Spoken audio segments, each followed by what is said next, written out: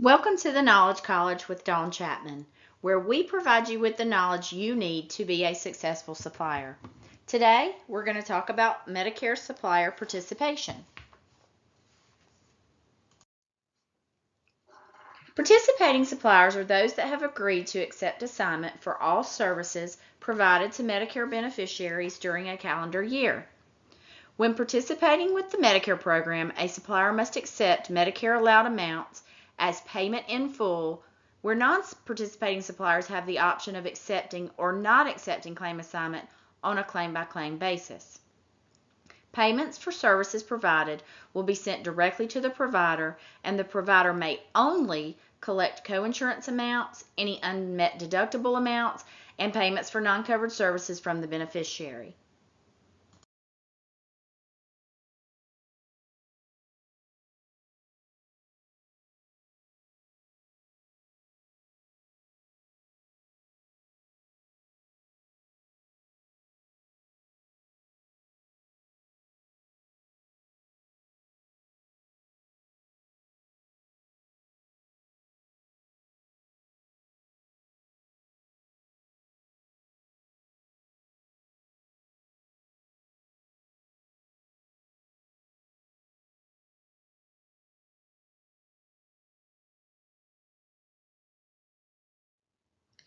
So what are the advantages to being a participating supplier?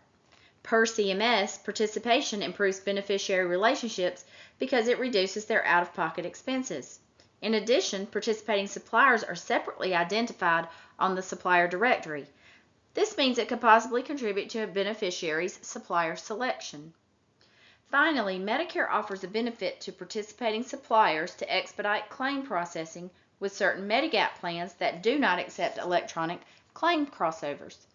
The DMACs will send paper claim equivalents to these Medigap plans for participating suppliers only. Therefore, non-participating suppliers must file their own paper claims. What if you are currently designated as a participating supplier, but you wish to change that designation? You will need to submit a written request on your company letterhead by December 31st. This will be effective for the following calendar year. The letter will need to include the affected tax ID number and the signature of the authorized or delegated official that is on file with the National Supplier Clearinghouse. If you are a participating supplier and must accept assignment, or you are a non-participating supplier and have chosen to accept assignment, what exactly does that mean? The assignment agreement is between the supplier and the beneficiary. It simply says that the beneficiary is authorizing you to accept payment on their behalf. This is communicated to the DMAC in Box 27 of the CMS 1500 form. When an assignment agreement is completed, law requires the supplier to accept Medicare's approved amount as payment in full for the services rendered. If you are a non-participating provider and you choose not to accept assignment, whether on all claims or on a claim-by-claim basis, you have certain obligations as well. Any amounts charged to the beneficiary must be considered usual and customary. You cannot charge more than you would normally charge a cash customer or another insurance company.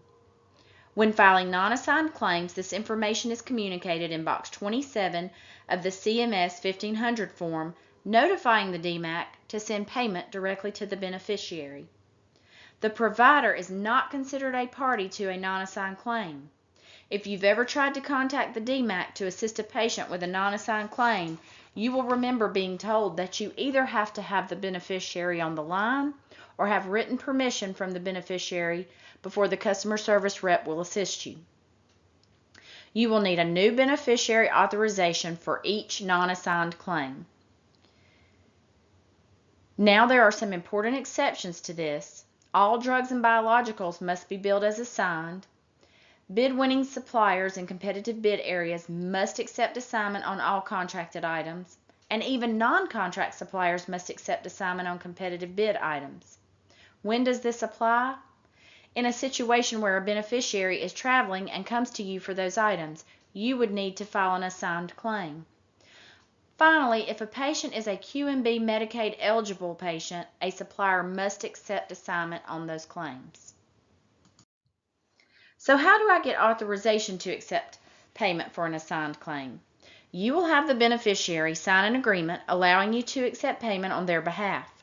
The DMACs recognize a one-time authorization, meaning this authorization covers all future claims for the same item or service. However, if you are billing capped rental items on a non-assigned basis, you must have the beneficiary sign an assignment agreement for each month billed. Keep in mind that not accepting assignment on a claim does not affect your obligation to respond to audits initiated by any of the audit contractors, and the documentation requirements are the same for both assigned and non-assigned claims. So you should be just as vigilant with documentation collection regardless of claim assignment. This concludes our session for today.